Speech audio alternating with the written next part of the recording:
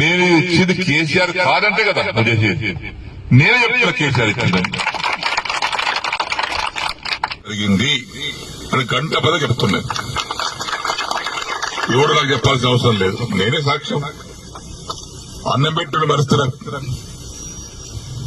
కష్టం కదా. అయితే రాజకీయ పరిణామాల వల్ల కొంతమంది దౌర్భాగ్యాలు చేసినటువంటి బాధల వల్ల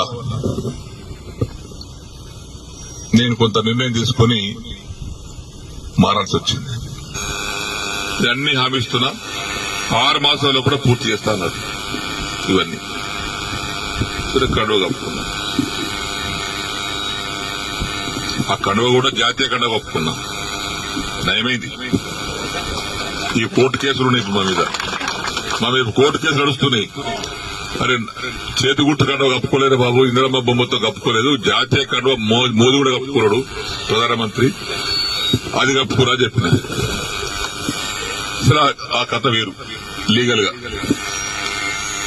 ఇప్పుడు ఈ పరిస్థితిలో మనం ఇక్కడ ఆగిన దానికి కొంతమంది రకరకాలుగా మాట్లాడుతాం. తర్వాత మొన్న నవంబర్ 7 తారీఖు నాడు సీఎం గారి మీటింగ్ అయితే పోయినా. అందరు ఎమ్మెల్యేలకు మాట్లాడుతుంటే మాకు కూడా తెలిసాడు. అది ఫిరాయింపుదారుల ఎమ్మెల్యే మీటింగ్ పెడితే అందరు పోయినాం. మీటింగ్ అయినాక విడివిడిగా మాట్లాడిపోయినాం. పొంగులేటి శ్రీనివాస్ రెడ్డి కూర్చున్నాడు, బట్టివి కూర్చున్నాడు ఆయన పొలిటికల్ ఆ ఛాంబర్లో. నేను పోయి శ్రీనివాస్ రెడ్డి రేవంత్ రెడ్డి గారు లేచాడు, కూర్చోసేనని అన్నాడు. ఒకటి అడిగితే సమాధానం చెప్పినా కూర్చుంటా అన్నా. ఏందన్నాడు, నేను నీకు 21 జూన్ నాడు నాకు కండువ కప్పిన రోజు నాకేమైనా పైసలు ఇచ్చినావా, నన్ను ఏమైనా కొన్నావా, కట్లతో సిరాన కొన్నావా చెప్పు, నాకేమైనా ఇద్దరు ఉన్నారు, నన్ను ఏమన్నా నా ఎమ్మెల్యేషిప్ కొన్నావా, నన్ను కొన్నావా చెప్పు, నేను అమ్ముడు పోయినా నీకే చెప్పినా. లేదు పోలేదు, ఇయ్యలేదు. దేనికోసం వచ్చినా ఈ సమస్యల కోసం వచ్చినా. ఏమైనా అయిందా, ఏం కాలేదా, ఏమైంది, 100 కోట్లు హెచ్డిఎఫ్ ఉంటే 30 కోట్లు ఇచ్చారు. తర్వాత బంద్. దగ్గర 70 కోట్లు డబుల్ బెడ్రూమ్ ఉంటే 20 కోట్లు ఇచ్చి 25 కోట్లు ఇచ్చి 45 కోట్లు ఇవ్వాలి. బంద్. పనులన్నీ పేమెంట్ లేక ఆగిపోతున్నాయి. ఆ కాంట్రాక్ట్ పని చేయమంటే పేమెంట్ ఇవ్వమని అంటున్నాడు. దవాఖాన బాన్సుడు బంద్ అయింది, కోర్టు దవాఖాన బంద్ అయింది. సిద్ధపరిసర వారి కాంట్రాక్ట్ 40 కోట్లు ఇవ్వాలి, వాడు బంద్ చేసిండు. వీటి కోసం వచ్చినాయి కదా నేను. లేదా బట్టి గారు సీనన్న దగ్గరికి ఇలా లిస్ట్ మొత్తం తీసుకోండి, ఆ లిస్టు తీసుకొని 2 సార్లు ఇచ్చేయండి, ఒకసారి కాదు కానీ. ఇక పొంగులేటి గారు ఆ లిస్ట్ తీసుకోండి, 2 సార్లు మీరు ఇచ్చేయండి. ఇచ్చిన తెల్లారి ఫోన్ చేస్తే బట్టి లేవట్టాడు, పొంగులేటి లేవట్టాడు.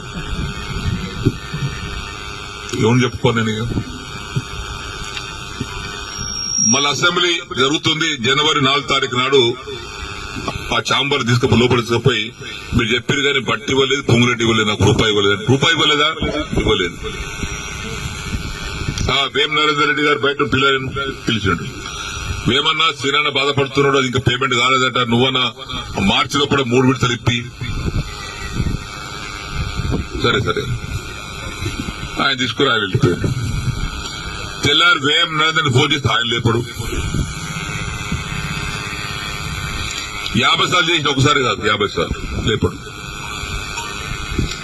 మళ్ళా మొన్న మార్చిల అసెంబ్లీలో జరుగుతుంటే మళ్ళా పోయారు ఛాంబర్. మన అసెంబ్లీలో కూర్చునే సీటు డబల్ ఉంటుంది. ఆయన చెప్పిన ఏది కాలేదండి.